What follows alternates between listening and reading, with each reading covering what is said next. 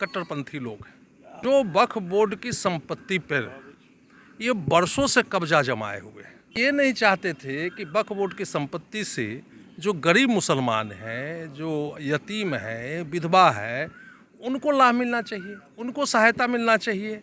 ये कुंडली मार के बैठे हुए थे। नए कानून आने से अब वक्फ बोर्ड भी पारदर्शिता हो गया है और लोगों को फ़ायदा मिलेगा। और इसमें खासकर मुसलमान में भी देखिए, पासमानदा मुसलमानों को इससे वंचित रखा जाता था, कोई उसमें प्रतिनिधित्व नहीं था। इस बिल के आने से जो पासमानदा मुसलमान है उसके भी 2 सदस्य होंगे।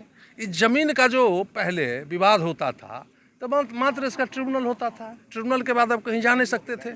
ट्रिब्यूनल से अगर आप संतुष्ट नहीं हैं तो आप रेवेन्यू कोर्ट जा सकते हैं, माननीय हाई कोर्ट जा सकते हैं, वहाँ आपका फैसला होगा।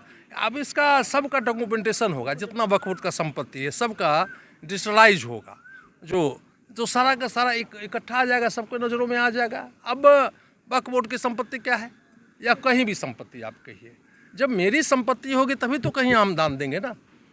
बहुत ऐसी संपत्ति है अब दान जब वक्फ बोर्ड में होगा तो उसका जांच किया जाएगा कि यह संपत्ति उस व्यक्ति की है कि नहीं है, तभी उस पर जांच होगा।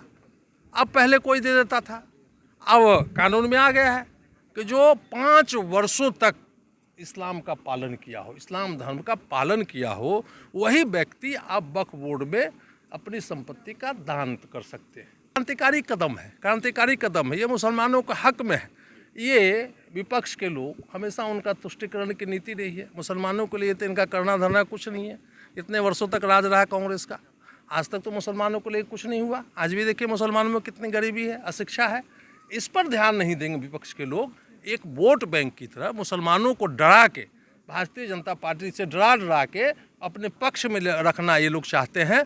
बाकी अब मुसलमान भी समझने लगे हैं, जो पढ़े लिखे मुसलमान हैं, प्रगतिशील मुसलमान हैं, अब वो लोग भी समझने लगे हैं कि जितने भी कानून बने हैं, चाहे धारा 370 हो, कि सीए हो, कि 3 तलाक हो, कि अभी वक्फ बोर्ड का संशोधन कानून आया है, वह मुसलमानों के हित में है और देश के हित में।